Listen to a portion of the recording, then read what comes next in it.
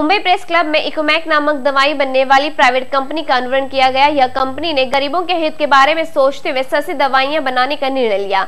Diabetes, कफ, malaria, blood pressure जैसी दवाइयां लोगों को ज्यादा उपयोग होती है, इसलिए इकोमैक इन बीमारियों की सस्ती दवाइयां मार्केट में लॉन्च की है और प्रेस कॉन्फ्रेंस द्वारा कहा कि भविष्य में कैंसर तथा एड्स के रोगों की दवाइयां भी सस्ते दामों पर बनाएंगे। राष्ट्र राज्य कोतवाल संयुक्त संघर्ष समिति द्वारा आजाद मैदान में आंदोलन किया गया। इस दौरान इस समिति ने सरकार से मांग की है कि कोतवालों को पेंशन दिया जाए तथा कोतवालों को उनका हक दिया जाए। जिस तरह हर किसी को हक मिलता है उसी तरह कोतवालों को भी दिया जाए। यदि इनकी मांगे पूरी नहीं हुई तो 19 फरवरी के दिन सरकार के खिलाफ उग्र रूप लेंगे। इकोमैक रेमेडीज का एक formal launch through a press conference Mumbai शहर में किया।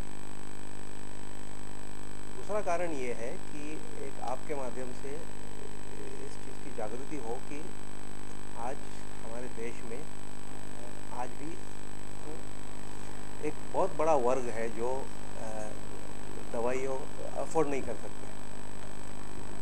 ख़ास तौर पे अर्बन पुअर है, इवन रूरल पुअर है, उनको दवाइयाँ मिलती भी नहीं है। अफोर्ड करना तो दूर की बात होती है। तो ये हमने आज के प्रेस कॉन्फ्रेंस से ये हमने बताने की कोशिश की कि ज़रूरत क्या है आज समाज में जो इतना बड़ा गैप है वो दो चीज़ों की गैप है। एक तो एक्सेसिबिलिटी और दूसरी है अफोर्डेबिलिटी है दवाइयों की, और इकोमैक इन दोनों चीज़ों को एड्रेस कर रही है। ज़रूर। अभी मैक रेमेडीज़ एक पुरानी कंपनी है जो 1946 से लेकर ये कंपनी अस्तित्व में है और ये हमारी आइडेंटिटी है। ये ज़माने से बरसों से पिछले 50 सालों से हर डॉक्टर के डिस्पेंसरी में ये देखा जाता था। इकोमैक की एक ऐसी एक उपक्रम है जिससे वो मैक के साथ इको भी जुड़ा हुआ है। इको का मतलब है इकोनॉमिक। ये लोगों में आप देखोगे, लोगों की तरफ आप देखोगे तो it is a small fraction, छोटा सा एक फ्रैक्शन है जो दवाइयों का प्राइस है। जो आमतौर पे जो दवाइयाँ 100 रुपये की मिलेगी हमारे यहाँ से वही दवाइयाँ MR 25 रुपीज़ तो यहाँ तक इतनी सस्ती हो जाती है यहाँ पे। और इसका वजह ये है कि हमारा जो मार्केटिंग का मॉडल है वो रेगुलर मॉडल जो ट्रेडिशनल मॉडल है उससे थोड़ा सा जुदा है।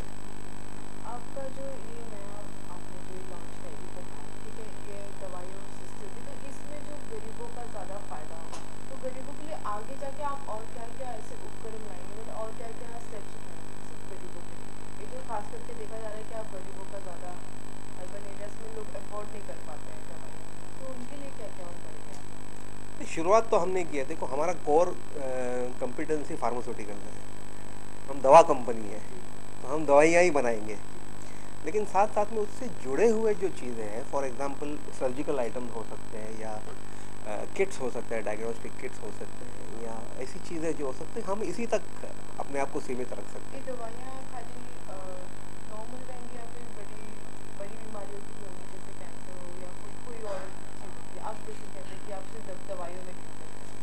ये सवाल बहुत अच्छा है। शुरुआत हमने किया है 100 ऐसे दवाइयों से जो रेगुलरली आमतौर पे यूज़ किया जाता है, जिसमें एंटीबायोटिक्स हैं, जिसमें डायबिटीज़ की दवाइयाँ हैं, हाई ब्लड प्रेशर की दवाइयाँ हैं, पेन किलर्स हैं, या अस्पतालों में जो आमतौर पे जो दवाइयाँ लगती रहती है, एक्यूट इन्फेक्शंस के लिए जो दवाइयाँ लगती रहती है, या मलेरिया की जैसी दवाइयाँ हैं, ये ऐसी दवाइयाँ हमने स्टार्ट किया है जो फास्ट मूविंग है, जो रोज़ मरीज़ों को लगता रहता है, जो डॉक्टर भी आसानी से प्रिस्क्राइब करते हैं। आगे चल के हम ज़रूर एंटी कैंसर दवाइयाँ लाएंगे। हम आगे जाकर नेफ्रोलॉजी के प्रोडक्ट्स, न्यूरोलॉजी के प्रोडक्ट्स, इम्यूनोलॉजी के प्रोडक्ट्स डेफिनेटली लाएंगे।